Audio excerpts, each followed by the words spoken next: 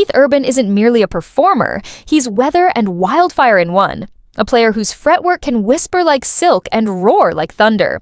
He crashed into country music like a summer storm, reshaping its pulse with feeling, soul, and staggering craft. He's the man who turns raw nerves into melody, who can make a stadium cheer and cry in the same chorus. From New Zealand's green edges to Nashville's bright heart, Keith Urban rose not as a fad, not as a comet that burns out, but as a name etched into the core of American song. His voice carried across oceans. His gifts were undeniable. His easy charm effortless. Grammys in hand, he bent the borders of country and built a career most only imagine. Glittering stages, a love story with Hollywood's Nicole Kidman, and an empire made of sound and success. At his commercial peak, he looked untouchable, unstoppable, glowing. Yet the man approaching 60 has lived a life far more complicated than the image in the spotlight. People see the glare of fame. They miss the wreckage he had to walk through. Behind the curtain, chaos, hardship, deep loss, and wounds that never fully closed. What follows are the sorrows he carried quietly for decades, moments that may shake you. If Keith Urban has ever meant something to you, tap like in honor of a remarkable talent who's earned every ounce of respect. He began as a small, sensitive child standing in the middle of storms. Keith Lionel Urban was born on October 26, 1967, in Whangarei, New Zealand. His first memories were not applause, but movement. Constant moves, shifting ground, an aching search for belonging. When he was just 2, the Urban family resettled in Caboolture, Queensland, Australia. It was meant to be a fresh start. Tragedy came early instead. At 9, he watched his family home burn to the ground. Photographs, toys, clothes gone. Dreams too. They were left with what they wore, and the grace of neighbors who arrived with boxes of clothing. All we had left, he'd later say, was each other and the kindness of strangers. But the blaze outside was a glimmer compared to the one inside. Behind those thin walls smoldered a different kind of damage. No smoke, only scars. His father, Robert Bob Urban, lived at the extremes. A man who adored country music and a man undone by alcohol. The father who put a guitar in Keith's hands also planted fear in the house. The air at home felt charged and volatile. Keith would admit, "I don't remember him ever telling me he loved me." For a child, that absence is shattering. He needed warmth and got silence, temper, and fists. Even so, a small window of grace opened. Bob taped a note in the window of his little shop. Guitar teacher wanted for his son. It was a fragile expression of love, but it changed everything. That sign led to Sue McCarthy, Keith's first real mentor. At 4, he plucked a ukulele. By 6, the guitar fit his hands like armor. Music wasn't a hobby, it was a lifeline.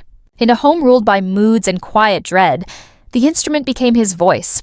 It said the words he couldn't, soothed what couldn't be soothed. He escaped into festivals like Tamworth, played with local singer Jenny Wilson, and began gathering prizes, including a golden guitar. To onlookers, he was a prodigy. Beneath the ovation stood a boy just trying to breathe. Through his early teens, he played smoky pubs and dusty halls across Queensland, his parents ferrying him from gig to gig. On stages too big for a wounded heart, he tried to make sense of the noise. The applause felt good. It didn't fix the emptiness. "Music saved me," he later said. "It gave me somewhere to go when home didn't feel like home." That sentence says everything. The fire, the fists, the missing I love yous, none of it broke him. It forged him. Pain turned to poetry.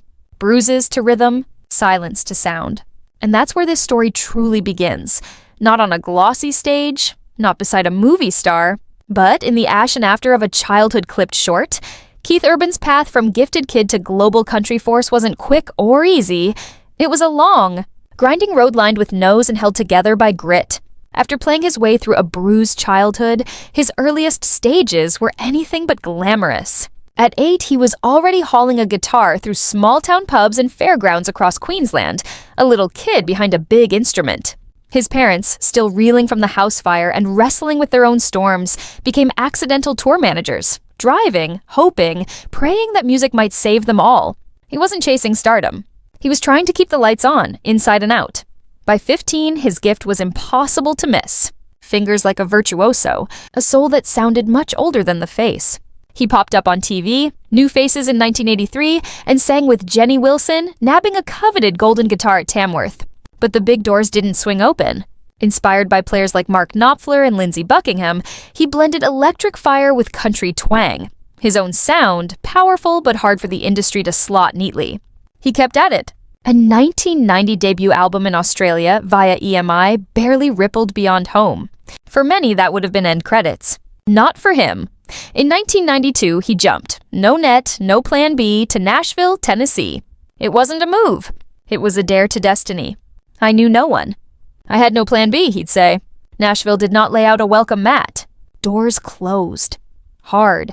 He played guitar behind other artists, wrote songs other voices sang, and swallowed his pride more times than he could count. He launched a band, The Ranch, in the mid-90s. Promising but commercially soft. Nights were long. The old ghosts were loud. Maybe I'm not meant to do this, he thought. But he kept going, because music wasn't a dream.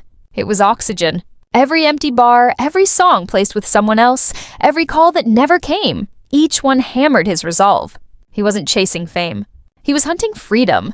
Then, in 1999, 7 years after landing in Nashville, his American self-titled solo album arrived. But For the Grace of God went to #1. The kid from Queensland who had played through pain finally tasted a win big enough to feel like resurrection. From there, everything accelerated. Fame didn't drift in. It hit like a long overdue tide. That 1999 album set the stage, and But For the Grace of God announced a new kind of country star. Grit and vulnerability in the same breath. Steel string solos wrapped around classic storytelling. In 2002, Somebody Like You ruled the Billboard Hot Country Songs chart and was later named the decade's biggest country hit. The world finally caught up to the sound he'd carried for years. But success doesn't erase scars. It illuminates them. Adored by millions, he sometimes felt more alone than ever. The past kept whispering, "You're not enough." He kept working album after album. 2004's Be Here steamrolled with Days Go By and Making Memories of Us, sending him into triple platinum air. He stopped being a country artist and started reshaping country itself, mixing heartland with rock urgency and pop clarity. Tours sold out. Records flew.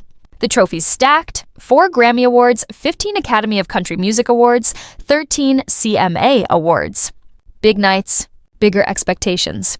In those same years, he became a judge on American Idol, seasons 12 to 15, showing a wider audience not just his chops, but warmth, wit, and real empathy for strivers like he once was.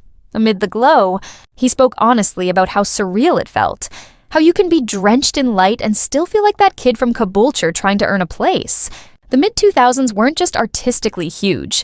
They were financially seismic. Albums sold in the millions. Tours grossed in the tens of millions. He became one of country's highest-paid performers. TV, endorsements, and a signature guitar line swelled his earnings, building an estimated $75 million net worth. Through it all, the anchor held music. Every chord, every lyric echoed both the ghosts and the grit that kept him alive. And then, just when the darkness threatened to swallow the man behind the anthems, light arrived. Not loud, not blinding, steady. Nicole Kidman. He'd lived through fire, silence, and a loneliness that rang inside arenas. She didn't just fall into his life. She helped save it. They met in January 2005 at a Hollywood gala. Cameras flashing, stars everywhere. He remembers one presence. Nicole. It wasn't a cute love-at-first-sight story. It was deeper, magnetic. She saw through the fame and the guitars to the injured man trying to mend. He waited 4 months to call, nerves and awe winning the first few rounds. They grew quietly, away from headlines. Just 1 year later, June 25th, 2006, they married by candlelight in Sydney. To the world, a fairy tale. To him, a lifeline. 4 months into marriage, he relapsed. The demons he had hidden crept back out. The man who could own a stage felt himself drowning. Nicole stepped in with love and backbone. She gathered friends, spoke with experts, and staged an intervention, not to control him, but to keep him alive. He entered the Betty Ford Center in October 2006. This time, the why was different. He wasn't just fighting for himself. He was fighting for the woman who refused to give up and the life she believed they could build. He later called that stretch a spiritual reawakening. "I truly began living when I married her," he said. It wasn't hyperbole. Recovery brought clarity. Clarity brought purpose. Purpose sparked change. In 2008, their first daughter, Sunday Rose, arrived. The most humbling moment of his life. In 2010, Faith Margaret was born via surrogate. Fatherhood anchored him. No more escaping pain with noise. Be present, love deeply, be the man his own father couldn't be. Nicole, an icon herself, wasn't a savior. She stood in the fire with him until he could walk out. Their story isn't perfect. It's persistent. Show up, hold steady. Choose each other again and again. He often talks less about awards and more about small mornings, making breakfast for the girls, long walks with Nicole, a hand held at exactly the right time. "I married the man I believed in," she once said, "not the one everyone else saw." That faith helped him hold the line. Today, their home sings with peace as much as music. His most powerful composition may not be a chart topper, it may be the life he rebuilt with her. Note by note, day by day, through honesty, hurt, and a love that would not let him fall. Now in his late 50s, Keith Urban lives as a man who learned balance the hard way. He divides time among several beautiful homes around the world, with Nicole Kidman and their daughters, Sunday Rose and Faith Margaret. Their Nashville place sits inside nature. A historic Sutton Forest farmhouse offers quiet in the country. A Sydney penthouse looks out on Harbor Light. What ties them together isn't luxury. It's privacy, simplicity, and a steady family rhythm. His days are music, mindfulness, pockets of joy. He keeps creating, releasing work that sounds wiser and more reflective, like his 2024 album High, a project full of self-searching and heart. Straight Line and his duet with Lainey Wilson, Go Home W, show a writer still curious, a guitarist still fearless, a performer still reaching people everywhere. He's active on stage and off, mentoring young artists, showing up for causes and specials, staying present in the community that once made room for him. Financially, the art became legacy. By 2025, his estimated net worth sits around $75 million, and together with Nicole Kidman, their combined net worth is estimated to exceed $250 million, a reflection of over 2 decades of consistent success. He sold more than 20 million albums worldwide. American Idol paid him roughly $5 million per season. In 2013, he expanded smartly with a line of guitars and accessories on HSN, selling over 42,000 units in just 6 months. Still, his lifestyle stays grounded. He loves Italian cooking, making meals with his girls, and lingering at the table. He works out daily in his home gym, meditates, and paints. Meditation through art, he calls it. He's entirely alcohol-free and stimulant-free, honoring long-term sobriety with quiet discipline. Spiritually, gratitude runs deep. He journals, saves handwritten lyrics and little mementos from earlier years, remembering what it took to get here. Their properties are sanctuaries, not trophies. Along with Nashville, there's a $39 million Upper East Side place in New York, reportedly meant for Nicole. In Sydney, 3 combined units in Milson's Point open to those sweeping harbor views, an echo of their Australian roots. The couple's Chelsea and Tribeca addresses offer elegant hubs in the city, while their 110-acre Sutton Forest estate is where they disappear and heal among the paddocks. He doesn't live ostentatiously. He lives meaningfully, and they give. In early 2025, Keith's fan community donated more than 1,200 stuffed animals to children's hospitals in his honor, keeping alive a tradition sparked by his own generosity. He supports the Nashville Food Project, Thistle Farms, and more, lifting others as he rises. Health-wise, body and mind, he's never been more solid. Clean, clear, content. He doesn't run from the past anymore. He accepts it as part of the truth that shapes every note and line. The Keith Urban of now is a country icon and a man at peace. He's the dad who tucks his daughters in, the husband who still looks at Nicole the way he did at the beginning, the artist who no longer chases the stage. He invites the music to come to him. In a noisy world, he's found beauty in quiet.